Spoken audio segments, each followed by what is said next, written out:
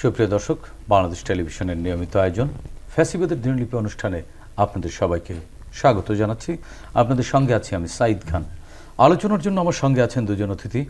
আমার ডান দিকে আছেন প্রফেসর মেজবাউল আজম সওদাগর, তিনি জগন্নাথ বিশ্ববিদ্যালয়ের রাষ্ট্রবিজ্ঞান বিভাগের চেয়ারম্যান।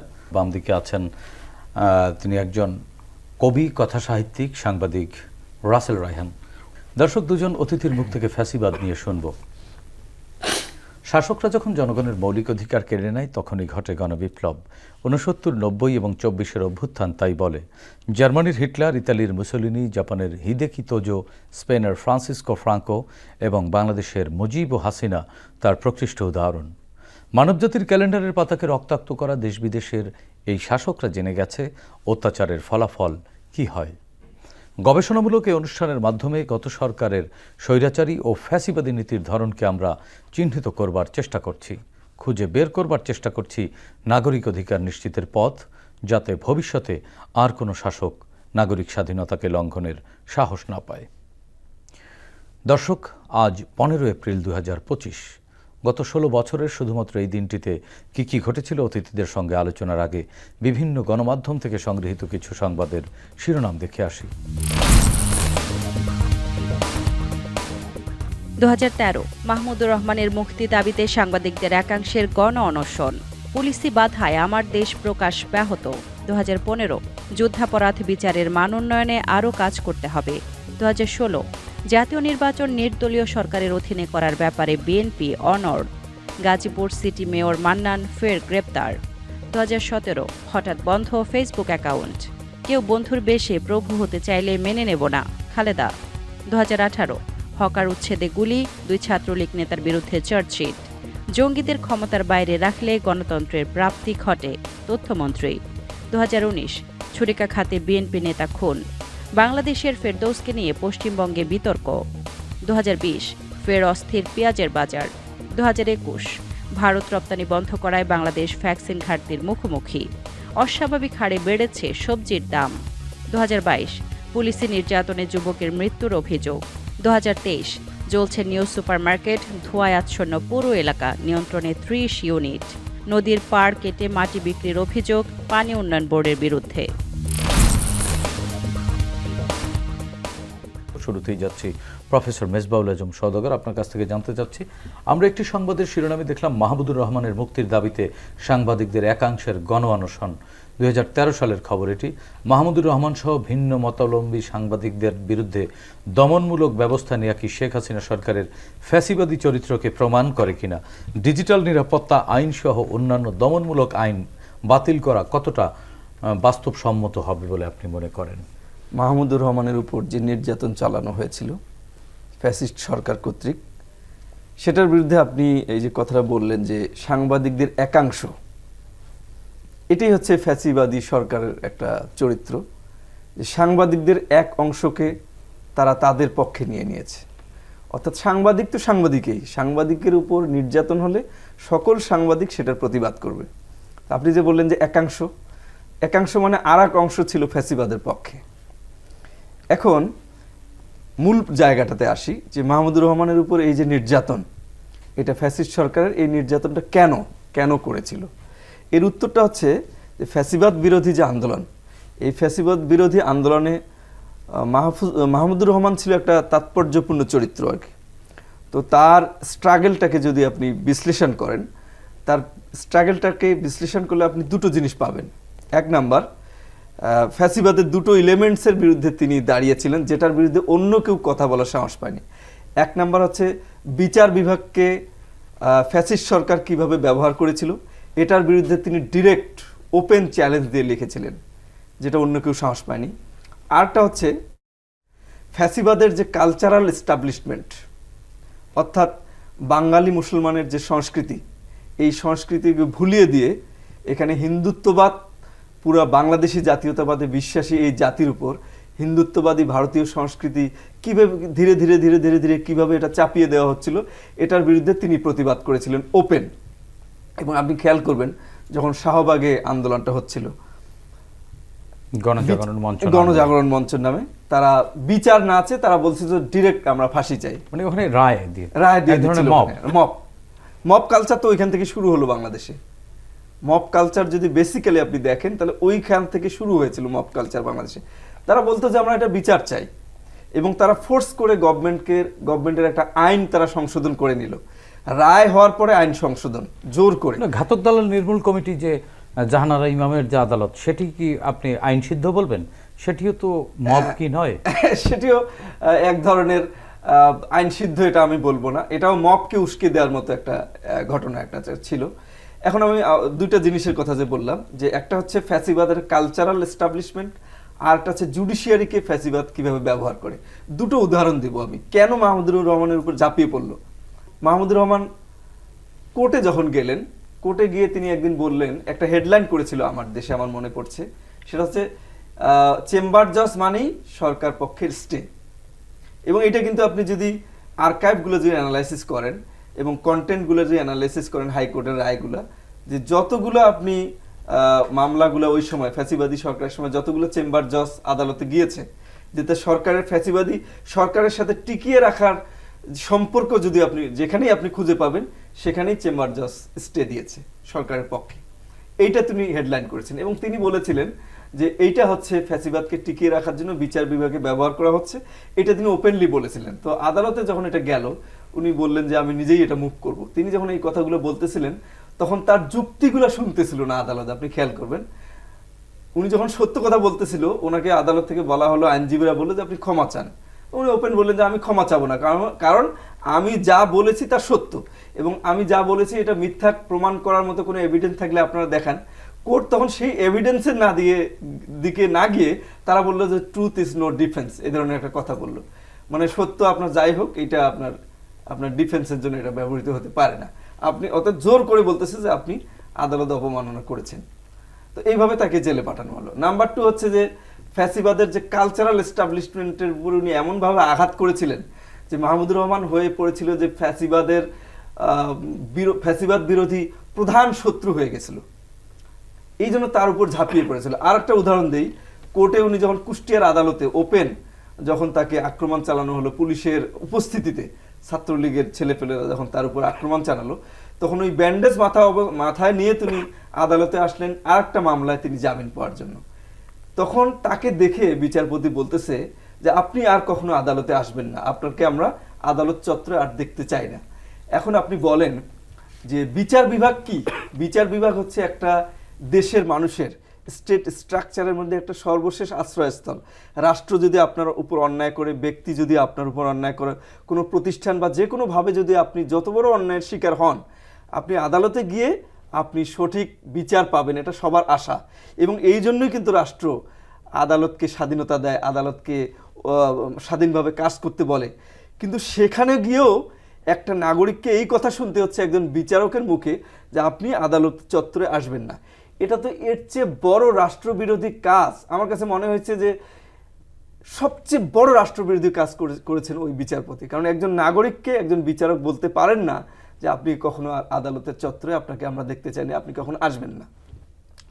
এই দুইটা দ্বারা প্রমাণ হয়, এবং আরো অসংখ্য উদাহরণ দেয়া যাবে। আপনি খালেদা জিয়ার মামলাগুলোর কথা খেয়াল করবেন, আপনি তারেক রহমানের উপর যে মামলাগুলো আছে সেগুলো আপনি খেয়াল করবেন, যে বিন্দুমাত্র যদি প্রমাণ থাকতো এগুলো একটারও, তাহলে এই ফ্যাসিস্ট গভর্নমেন্ট শেখ হাসিনা, তাহলে তারেক রহমান আর খালেদা জিয়াকে কিন্তু উনি যে কোনোভাবেই হোক উনি প্রমাণ করে ছাড়তেন। কিন্তু আজকে দেখেন 17 বছর ধরে এত চেষ্টার পর একটা মামলা কিন্তু প্রমাণ করতে পারেনি না তারেক রহমানের বলেন, খালেদা জিয়ার বলেন, বা মাহমুদুর রহমান, এরকম এই টাইপের কোনো মানুষেরই কোনো ব্যক্তিরই কিন্তু কোনো মামলা প্রমাণ করতে পারেনি। আচ্ছা, এখন কথা হচ্ছে, এখন এইখানে একটি প্রশ্ন কিন্তু দেখা দেয় মেজবাউল আজম, সেটি হচ্ছে যে প্রমাণ যেহেতু করতে পারেনি, তাহলে এতদিন যে তারা হ্যারেস্ট হয়েছে রাষ্ট্রের দ্বারা, এখন আদালতকে তো আপনি আলাদা করতে পারবেন না যে ওটা শেখ হাসিনার আদালত, ওর তো বাংলাদেশের আদালতকে উনি অ্যাবিউজ করছে। তার মানে বাংলাদেশের রাষ্ট্র দ্বারা নিগৃহীত হয়েছিলেন।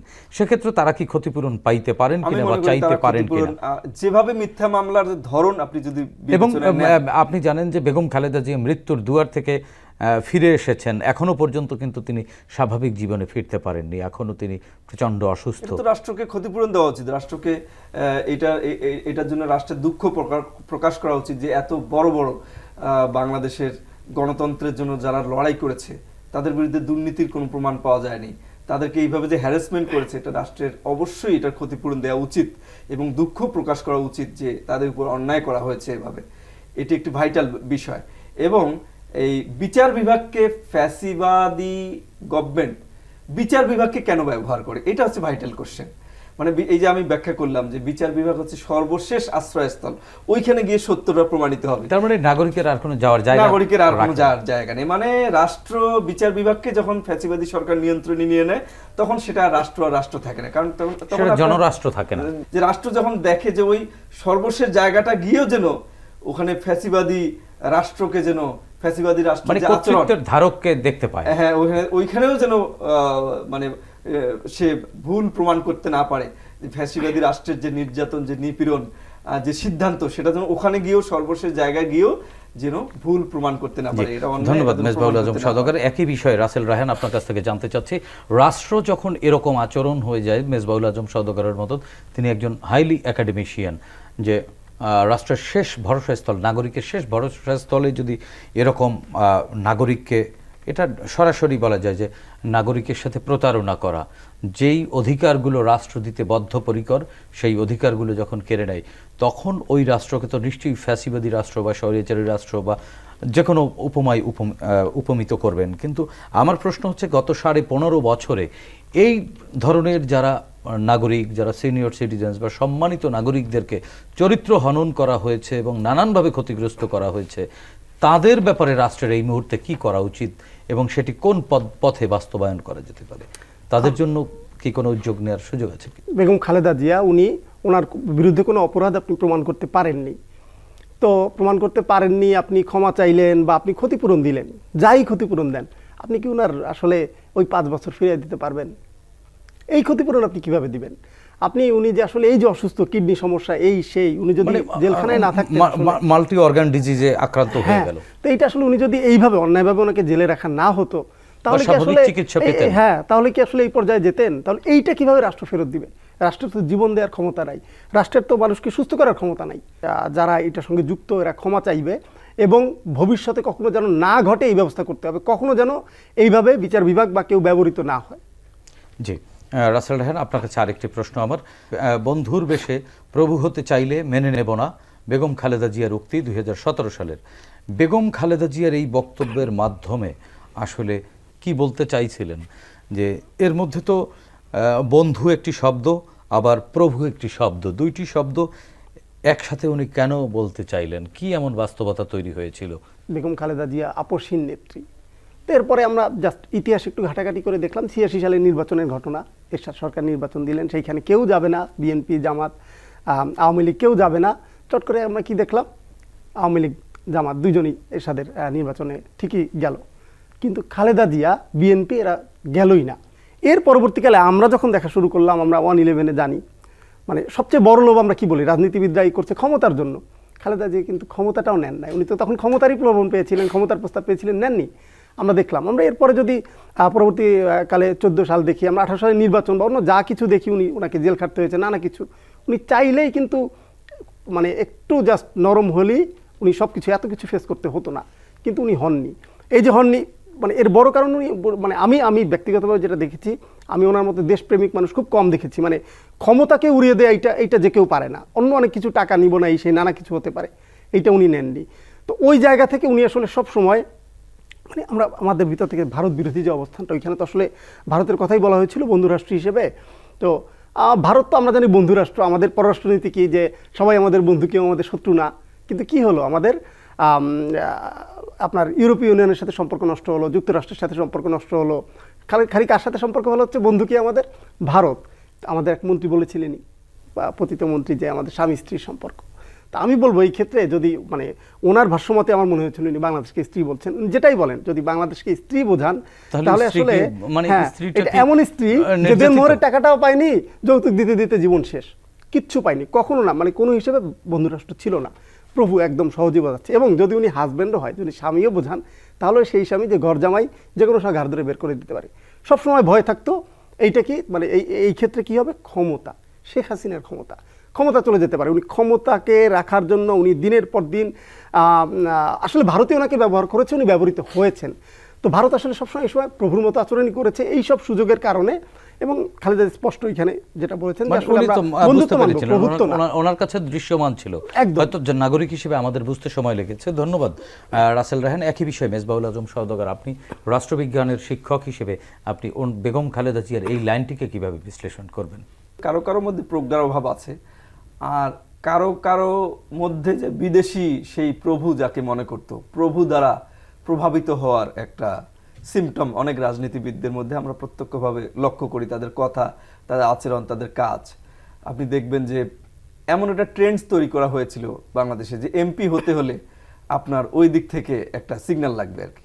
সেটা বোথ আওয়ামী লীগ এবং আমাদের অন্যান্য দল যারা আছে তাদের মধ্যে এরকম একটা বিশ্বাস জন্ম হয়েছিল যে এত বেশি প্রভাব ছিল বাংলাদেশের রাজনীতিতে আমাদের প্রতিবেশী দেশের, যে এই ধারণাটা বদ্ধমূল হয়েছিল যে প্রতিবেশী দেশের সিগন্যাল ছাড়া এমপি প্রার্থী হওয়া যাবে না। এবং কোনো কোনো প্রার্থী আপনি দেখবেন, এই পতিত দলটির কোনো কোনো প্রার্থী আপনি দেখবেন সরাসরি ঘোষণা দিত যে আমি কিন্তু ওই দিকের প্রার্থী, ভারতের এবং প্রার্থী। মাইকে সমাবেশে ঘোষণা দিতেন। এটা দিয়ে সে প্রাউড ফিল করতো আর কি। ভারতের জন্য তারেক রহমান এবং খালেদা জিয়া এই দুটো চরিত্র ভারতের জন্য একটা আতঙ্ক। কেন আতঙ্ক? কেন প্রতিবেশী হিসেবে তো আতঙ্কিত আচ্ছা, হবার কেন আতঙ্ক আপনি বলি।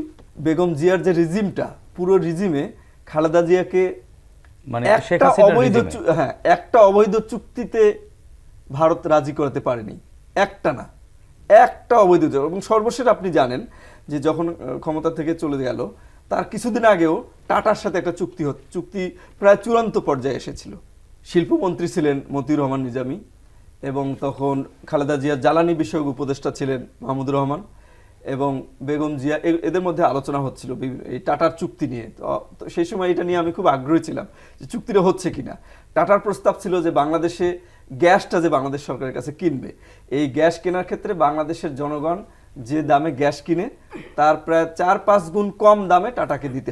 বেগম খালেদা জিয়া এটাতে রাজি হননি, যে আমার দেশের জনগণকে গ্যাস এত বেশি দামে দিয়ে টাটার কাছে আমি এত কম দামে গ্যাস বিক্রি করতে পারবো না। যার ফলে শেষ পর্যন্ত টাটার সাথে চুক্তিটা কিন্তু হয়নি। এবং টাটা এমন সব চুক্তি শর্ত দিয়েছিল যে কোনো দেশপ্রেমিক কোনো রাজনৈতিক নেতৃত্বের পক্ষে এটা মেনে নেওয়া কিন্তু সম্ভব না। সুতরাং ভারত খালেদা জিয়াকে দেখতে না পারা এবং শত্রু মনে করার এটা একটা অন্যতম কারণ যে খালেদা জিয়াকে কোনোদিন দেশ বিরোধী কোনো চুক্তিতে খালেদা জিয়াকে রাজি করাতে পারেনি। তার শাসনকে, তার পুরো রিজিমের যে সমস্ত মন্ত্রী মিনিস্টার যারা ছিল কাউকেই কিন্তু রাজি করাতে পারেনি। এটা ছিল ভারতের সবচেয়ে বড় কনসার্ন। চুক্তি নিয়ে, ভারতের সাথে আমাদের চুক্তি নিয়ে আলোচনা করছেন, আমি আরেকটু ইনপুট দিতে চাই। আমাদের আরেকটি সংবাদ শিরোনামে সেটি আছে, ভারত রপ্তানি বন্ধ করায় বাংলাদেশ ভ্যাকসিন ঘাটতির মুখোমুখি। 2022 সালের খবর ছিল এটি। অত্যন্ত গুরুত্বপূর্ণ বাণিজ্যিক চুক্তিতে ভারতের এই ধরনের হটকারী সিদ্ধান্তের পেছনে কি আওয়ামী লীগের নতজানু পররাষ্ট্রনীতিকে দায়ী করবেন, না এটাও ওই যে আলোচনা চলছে? অবশ্যই এটা একটা নতজানু পররাষ্ট্রনীতি, কারণ ওই রাষ্ট্রটাকে যেভাবে বন্ধু হিসাবে আমাদের সামনে প্রচার করা হয়েছিল, একটা ভ্যাকসিন একটা হিউম্যানিটারিয়ান ব্যাপার, কিন্তু এটা হিউম্যানিটারিয়ান অ্যাসিস্ট্যান্সের মধ্যে পড়ে। ভ্যাকসিন যে রাষ্ট্রের সামর্থ্য থাকলে সে আর রাষ্ট্রকে হেল্প করবে। আমাদের কোভিড চলাকালীন সময় এটা প্রত্যেকটা রাষ্ট্রের এর একটা বেসিক নীতি ছিল। হ্যাঁ, বৈশ্বিক একটা ক্রাইসিস ছিল, সবাই এটা একটা ট্রান্সন্যাশনাল প্রবলেম ছিল। ট্রান্সন্যাশনাল প্রবলেমকে ট্রান্সন্যাশনাল কোঅপারেশনের মধ্যে দিয়ে ডিল করা হয়। কোনো রাষ্ট্র যদি এই ধরনের চিন্তা করে এই সময় যে তার ঘোষণা দিয়ে আবার সেটাকে স্টপ করে দেওয়া, তাহলে সেই রাষ্ট্রটাকে বন্ধু রাষ্ট্র হিসেবে এমনভাবে চিত্রিত করা হয়েছিল। আমি আপনাকে গত 2-3 দিন আগের একটা সিদ্ধান্ত যদি, বা 15 দিন আগের একটা সিদ্ধান্ত যদি আপনাকে দেই, যে পেঁয়াজের উপর 20% শুল্ক কমায় দিল। আগে আমরা কি দেখতাম, ঠিক যেই মুহূর্তে বাংলাদেশে পেঁয়াজের ক্রাইসিস বা রমজান আসতেছে, পেঁয়াজের চাহিদা বেশি, ওই সময় একদিকে শুল্ক বাড়ায় দিচ্ছে, আরেকদিকে রপ্তানির উপর নিষেধাজ্ঞা দিচ্ছে। এখন বাংলাদেশ পেঁয়াজের স্বয়ংসম্পূর্ণ, ভারতে পেঁয়াজ পচে যাচ্ছে, এখন কেন 20% শুল্ক কমায় দিল? তো যারা প্রচার করতো যে ভারত থেকে পেঁয়াজ না আসলে বাংলাদেশের মানুষ রান্না করতে পারবে না, এখনো কিন্তু ভারত নিয়ে বর্তমান কূটনীতিতেও কিন্তু ভারত নানানভাবে এক ধরনের সকাল বিকাল চরিত্রে চলে গেছে। নানান আলোচনা কিন্তু সকাল বিকাল চরিত্র যেটা আপনি বললেন, এটার মূল কথাটা আপনাকে বলি। সকাল বিকাল চরিত্রে যাওয়ার একটা মূল কথা সেটা হচ্ছে যে মানে 5 আগস্টের শেখ হাসিনা পলায়ন এবং ভারতীয় আধিপত্যবাদকে যে এদেশের ছাত্র জনতা পরাজিত করেছে, সেই জায়গা থেকে ইন্ডিয়া এখন একটা কিংকর্তব্য বিমূঢ় অবস্থায় রয়েছে। এবং তার যে নেইবারিং পলিসি, তার যে বাংলাদেশ নীতি বা প্রতিবেশী নীতি, এটা সম্পূর্ণরূপে ফেল করেছে। এবং ফেল করার পরে নতুন কোন নীতিতে তারা বাংলাদেশকে নিয়ে চলবে বা বাংলাদেশ বিষয়ক তাদের পরবর্তী নীতি কি হবে, এইটা তারা এখনো ঠিক করতে সমর্থ হয় নাই, যার ফলে তারা একটা কিংকর্তব্য বিভুর অবস্থায় আছে। এবং আপনি যেটা বললেন এই সকাল বিকাল নীতি, এই সকাল বিকাল নীতির একটা মূল কারণ হচ্ছে তাদের বাংলাদেশ নীতি এখনো ঠিক করতে পারে না। জি, ধন্যবাদ মেজবাউল আজম। একই বিষয়ে রাসেল রায়হান, যদি এখনও প্রফেসর মেজবাউল আজম সওদাগরের মতো মত অনুযায়ী যদি ভারত এখনও স্ট্র্যাটেজি নির্ধারণ করতে না পারে, সেক্ষেত্রে প্রতিবেশী রাষ্ট্র হিসেবে তো আমাদের মধ্যে এক ধরনের কূটনৈতিক সম্পর্ক তো রয়েছেই, সম্পর্ক নেই এটাও এক ধরনের সম্পর্ক প্রতিবেশীর সাথে, যেহেতু প্রতিবেশী বদলানো যায় না। সেক্ষেত্রে বাংলাদেশের করণীয় কি এই মুহূর্তে? কারণ আমাদের প্রতিবেশী যেহেতু বদলাতে পারবো না, তাদের সাথে এক ধরনের সম্পর্ক আমাদের থাকবেই। সেক্ষেত্রে ভূ রাজনীতিতে বাংলাদেশ ভারত অত্যন্ত গুরুত্বপূর্ণ যে অবস্থানে আছে, যেহেতু আমাদের অর্থনীতিতে বেশ সম্ভাবনাময় অর্থনীতি আমাদের, তো সেই জায়গায় দাঁড়িয়ে বাংলাদেশের পররাষ্ট্রনীতি কেমন হওয়া উচিত? ভারতের যতগুলো আশপাশে প্রতিবেশী রাষ্ট্র আছে সবার সঙ্গে খুব ভালো সম্পর্ক ছিল এবং এখন কারো সঙ্গেই নাই। নেপাল, ভুটান, কারোর সঙ্গে ভারতের সম্পর্ক ভালো নাই। হারাধনের শেষ ছেলে ছিল বাংলাদেশ এবং বাংলাদেশের সঙ্গে সম্পর্ক জনগণের সঙ্গে অনেক বেশি সম্পর্ক অনেক আগেই খারাপ হয়ে গেছে এবং সর্বশেষ রাষ্ট্রের সঙ্গে সম্পর্ক খারাপই, আমি বলবো খারাপ হয়ে গেছে। তো এই ক্ষেত্রে এখন আমাদের আসলে সময় হলো গিয়া ওই প্রভু আর ভৃত্যের সম্পর্ক এখন নাই। আমরা এখন পাশাপাশি প্রতিবেশীর যে অধিকার, সহজভাবে প্রতিবেশীর সঙ্গে যে সম্পর্ক, সেই সম্পর্ক রাখার জন্য দেন দরবার যত কিছু করা সম্ভব এখন খুবই সহজ। না, কিন্তু এইখানে আরেকটি বলি যে আপনি গত কিছুদিন ধরে খেয়াল করেছেন কিনা যে আমাদের দেশ থেকে ফ্যাসিস্ট শেখ হাসিনা কিন্তু পালিয়ে ভারতে আশ্রয় নিয়েছে এবং এখনো পর্যন্ত ভারতেই আছে। যদিও বাংলাদেশ সরকার বা বাংলাদেশের জনগণ নিশ্চিত না কোন জায়গাটিতে আছে ভারতের, কিন্তু বাংলাদেশে চলে আসছেন, এরকম সামাজিক যোগাযোগ মাধ্যম সহ নানান জায়গায় এটি ছড়ানো হচ্ছে এবং এক ধরনের কিন্তু আনরেস্ট তৈরির বা ক্রিয়েটের একটা চেষ্টা কিন্তু চলছে। সেক্ষেত্রে ভারতে যেহেতু সরকারিভাবে ভারত সরকার তাকে আশ্রয় দিয়েছে, বাংলাদেশে যদি কোনো আনরেস্ট হয় তার দায়ভার তো প্রতিবেশী হিসেবে ভারতকে বহন করতেই হবে। সেক্ষেত্রে ভারত বাংলাদেশের এই হাসিনার ইস্যুকে কেন্দ্র করে কেমন কূটনীতির কার্যক্রম চালানো প্রয়োজন এই সময়ে এসে? যে শেখ হাসিনা বারবার যে বক্তব্য দিচ্ছিলেন এইটা নিয়েও কিন্তু কথা হচ্ছিল, এটা নিয়ে আমাদের পররাষ্ট্র উপদেষ্টা বলছেন, আরও অনেকে কথা বলছে। তো এইটা আসলে আমি এখনো মনে করি আমাদের জায়গা থেকে যথেষ্ট নমনীয়তা দেখাচ্ছে। এই নমনীয়তা দেখানোর আমি কোনো যুক্তি দেখি না। কারণ নমনীয়তা বলবেন না দুর্বলতা? না, আমি নমনীয়তাই বলবো। কারণ হলো আমি স্পষ্ট বোঝা যাচ্ছে যে আসলে ভারত এই সরকারকে বিশ্বাস করছে না, স্পষ্টভাবে কোনোভাবে বিশ্বাস করছে না, নিতে পারছে না। তো অস্থিতিশীলতা কেন চাইছে তো যাতে এই সরকার যায় বা নানা কিছু হয়, ওনাদের জন্য সুবিধা হয়। ফলে আমি নমনীয়তা বলবো না, এই সরকার সেটা জানে। তো এইটা মানে নমনীয়তাই বলবো, এটা আমি দুর্বলতা বলবো না। এখন যেটা হয় যে বাংলাদেশ যথেষ্ট কূটনৈতিক শিষ্টাচার বজায় রাখার চেষ্টা করছে। এই শিষ্টাচার বজায় রেখেও আরও স্ট্রং হওয়া যায় আমি মনে করি। এবং যেহেতু শেখ হাসিনার নানা কথার কারণে উনি জায়গায় জায়গায় লাইভে আসছেন, নানা কিছু করছেন, শুধুমাত্র এই জায়গা থেকেও শক্ত করে ধরা উচিত যে এইটা কেন বন্ধ করছে না, কেন ফেরত দিচ্ছে না। আমি মনে হয় যে আমাদের আরও শক্ত হতে হবে। এটা নিয়ে মানে যথেষ্ট দর কষাকষির জায়গা আছে বাংলাদেশের জায়গা থেকে, আমি মোটামুটি নিশ্চিত। প্রফেসর মেজবাউল আজম সওদাগর, শেষ প্রশ্ন, 1 মিনিটে উত্তর চাই। বর্তমানে বাংলাদেশের রাজনীতিতে একটা ট্রানজিশনাল টাইম চলছে। এই ট্রানজিশনাল টাইমটা কিন্তু অত্যন্ত ভালনারেবল। এই সময় স্যাবোটাইজ গ্রুপ কিন্তু স্যাবোটাইজ করবার চেষ্টা করবে। এই যে স্যাবোটাইজ গ্রুপের এই অপতৎপরতা থেকে আমাদেরকে রক্ষা পাওয়ার জন্য আসলে সরকারকে এবং রাজনৈতিক দলগুলোকে কোন পথে আগানো উচিত বলে আপনি মনে করেন? রাজনৈতিক দলগুলোকে অত্যন্ত বিচক্ষণতার পরিচয় দিতে হবে এবং প্রতিবেশী দেশ থেকে বাংলাদেশের যত ধরনের আনরেস্ট হচ্ছে প্রত্যেকটা আনরেস্টকে উৎসাহিত করার জন্য তারা যত ধরনের প্যাট্রোনাইজ করা দরকার সব কিছুই তারা করছে। এই জায়গাটাতে রাজনৈতিক দল, বাংলাদেশের সিভিল সোসাইটি এবং গভর্নমেন্ট সবাইকে একজোট হয়ে একসাথে এই সমস্ত চ্যালেঞ্জ মোকাবেলা করতে হবে। আর জনগণকে যেটা করতে হবে সেটা হচ্ছে যে এই যে ওই ফ্যাসিস্টের ফিরে আসা নিয়ে যে বিভিন্ন ধরনের গুজব যে রটানো হচ্ছে প্রতিদিন আনরেস্ট তৈরির জন্য, এই গুজবে যেন জনগণ কান না দেয় সেই বিষয়টাতে জনগণকে অত্যন্ত সচেতনভাবে দৃষ্টি রাখতে হবে এবং গুজবে যেন কেউ কান না দেয় এবং সবাইকে ঐক্যবদ্ধভাবে এই চ্যালেঞ্জগুলো মোকাবেলা করতে হবে। আগামীর যে নতুন বাংলাদেশ তৈরির জন্য আমরা স্বপ্ন দেখছি, আমরা যে কাজ করছি, সেই বাংলাদেশ তৈরি হবেই এবং ফ্যাসিস্টদের পুনর্বাসন আর কোনোদিন বাংলাদেশে হবে না। এই বিষয়ে সব রাজনৈতিক দল এবং গভর্নমেন্টকে এক হয়ে কাজ করতে হবে। জি, ধন্যবাদ প্রফেসর মেজবাউল আজম সওদাগর, ধন্যবাদ রাসেল রায়হান, আপনাদের দুজনকে। আমরাও বিশ্বাস করি যে বর্তমান যে অন্তর্বর্তীকালীন সরকার রয়েছে, সরকার এ ব্যাপারে যথেষ্ট সজাগ রয়েছেন। দর্শক, ৩৬ জুলাইয়ের গণ অভ্যুত্থানের মাধ্যমে ছাত্র জনতা এ মাটির গর্ভে যে নতুন আলো প্রবেশ করিয়েছে তা ধরে রাখবার দায়িত্ব শুধু সরকারের একার নয়, আমাদেরও। বিভিন্ন স্থানে ঘটে যাওয়া মব ভায়োলেন্স, মব জাস্টিস ফ্যাসিবাদী সংস্কৃতিরই অংশ। সুশাসনের প্রয়োজনে দীর্ঘদিনের চর্চিত এই ফ্যাসিবাদী সংস্কৃতি থেকে বেরিয়ে এসে আইনের আশ্রয় নিতে হবে আমাদের। আসুন আমরা সুনাগরিকের পরিচয় দেই, ফ্যাসিবাদকে রুখে দেই। প্রিয় দর্শক, দেখা হবে আগামী পর্বে নতুন অতিথির সঙ্গে। ততক্ষণ পর্যন্ত ভালো থাকুন, সুস্থ থাকুন, বাংলাদেশ টেলিভিশনের সঙ্গেই থাকুন। খোদা হাফেজ।